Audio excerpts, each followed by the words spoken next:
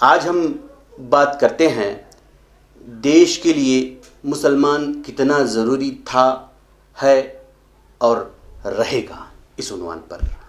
دیش میں تقریباً 800 سال مسلم بادشاہوں نے راج کیا، جن میں اکثر افغانستان سے آئے ہوئے تھے، جو کہ اکھنڈ بھارت کے حساب سے افغانستان بھارت میں ہی تھا۔ مسلم بادشاہ دیش کی دولت کہیں لے کر نہیں گئے، بلکہ یہیں بھارت میں ہی خرچ کی، جس کی بدولت بھارت سونے کی چڑیا کہلایا جانے لگا۔ مسلمان بادشاہوں نے دیش کو تہذیب، ثقافت اور دولت سے مالا مال کیا، اور یہی وجہ تھی جو انگریزوں کو بھارت کھینچ لائی۔ انگریزوں نے تقریباً 350 سال تک حکومت کی اور دیش کی ساری دولت انگلستان بھیج دی اور دیش کو مفلوق الحال بنا دیا۔ انگریزوں کو بھارت سے بھگانے اور دیش کو آزادی دلانے کے لیے بھارت کے مسلمانوں نے کڑی جدوجہد کی، اور یہاں تک کہ اپنی جانیں بھی دیش کے لیے نچھاور کر دی۔ دہلی سے لے کر پشاور تک ایسا کوئی درخت نہیں تھا جہاں پر مسلمانوں کی لاشوں کو لٹکایا گیا نہ ہو۔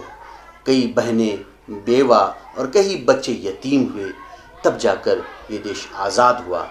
آزادی کے بعد سے لے کر اب تک مسلمان ایک پنکچر نکال والے سے لے کر دیش کے راشٹرپتی تک بن کر دیش کے لیے اپنی خدمات انجام دیتے آ رہا ہے۔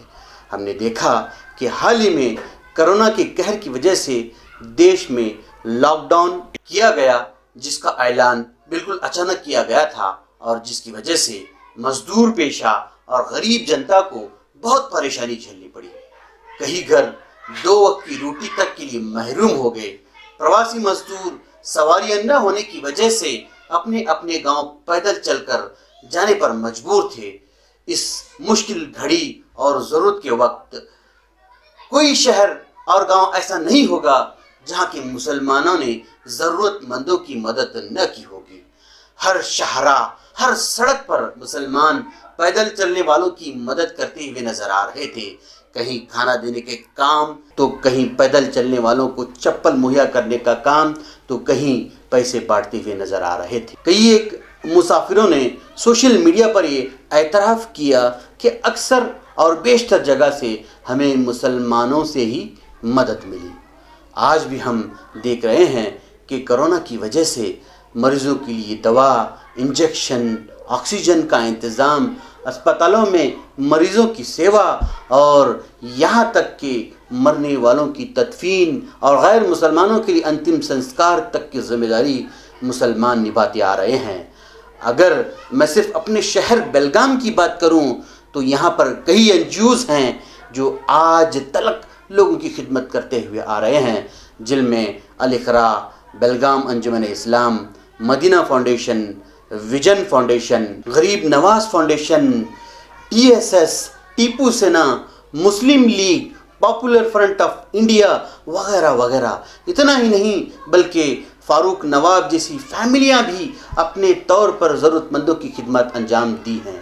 مسلمانوں نے جو امدادی کام پورے دیش بھر میں کیا ہے، یہ نہ تو کسی کو دکھانے کے لیے، نہ تو کوئی چھوی بنانے کے لیے، یہ کام تو بس اپنا دینی فریضہ یعنی دھارمک کام سمجھ کر کیا ہے۔ حالانکہ ہم نے دیکھا کہ لاک ڈاؤن کی شروعاتی دور میں غیر ملک سے آئے ہوئے جماعت والوں کو گرفتار کر کے دنیا بھر میں بھارت کی اتیتھی دیو بھو کی چھوی کو داغدار کیا گیا۔ ملک بھر میں مسلمانوں کے لیے نفرت پھیلائی گئی، کئی جگہ مارا پیٹا گیا، غریب ٹھیلے والوں پر ظلم ڈھایا گیا، الٹے سیدھے ڈاکٹرڈ یعنی چھیڑ چھاڑ کی ہوئی ویڈیوز ڈال کر مسلمانوں کو بدنام کرنے کی کوشش کی گئی، مسلمانوں کا سوشل بائیکاٹ کرنے کی بات کہی گئی۔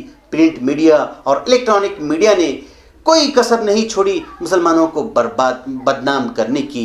ان نفرتوں اور الزامات کے تعلق سے بامبے ہائی کورٹ، اورنگ آباد ہائی کورٹ اور مدراس ہائی کورٹ نے اپنا فیصلہ حال ہی میں سنایا کہ دلی اور کیندری سرکار نے اپنی غلطیوں پر پردہ ڈالنے کے لیے مسلمانوں کو بلی کا بکرا بنایا اور غیر ملکی جماعتوں پر FIR درج کر کے پوری دنیا بھر میں اتیتھی دیو بھو کی چھبی کو خراب کرنے کا کام کیا ہے۔ لیکن ان سب نفرتوں کے باوجود مسلمانوں نے انسانیت کی بھلائی کے کاموں کو نہیں چھوڑا، رات دیکھا نہ دن، بس خلوص کے ساتھ صرف اور صرف اللہ کو راضی کرنے کے لیے انسانیت کی خدمات انجام دیتے رہے۔ ماضی سے لے کر حال تک مسلمانوں نے ہر حال میں دیش کی خدمت کی ہے اور کرتے آ رہے ہیں، اور اسلام کی یہی سیکھ اور یہی تعلیم ہے۔ بھارت دیش کی پہچان یونٹی ان ڈائیورسٹی یعنی انیکتا میں ایکتا کی ہے، اور بھارت بنتا ہے الگ الگ بھاشا اور الگ الگ دھرموں سے۔ دیش کے لیے مسلمان اتنا ہی اہم ہے جتنا انسان کے لیے پانی۔ دیش میں ہر مذہب کا ماننے والا دیش میں مسلمان کے بغیر نہیں رہ سکتا۔ ہم سب کو ایک دوسرے کی عادت ہو چکی ہے اور ہم ایک دوسرے کے بغیر نہیں رہ سکتے۔ کچھ لوگ ہوں گے جو نفرت کے پجاری ہیں، لیکن اکثر تو ایسے ہیں جو ایک دوسرے کا چھوٹا سا نقصان تک برداشت کر نہیں سکتے۔ لاک ڈاؤن اور کورونا نے ہمیں سمجھایا کہ دیش نفرت سے نہیں بلکہ پیار سے چلتا ہے۔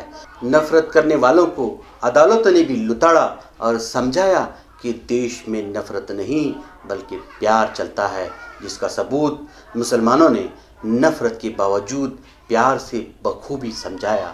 اور یہی اسلام کی سیکھ اور پیارے نبی محمد صلی اللہ علیہ وسلم کا فرمان ہے کہ اسلام کا سب سے مضبوط عمل پیار ہے۔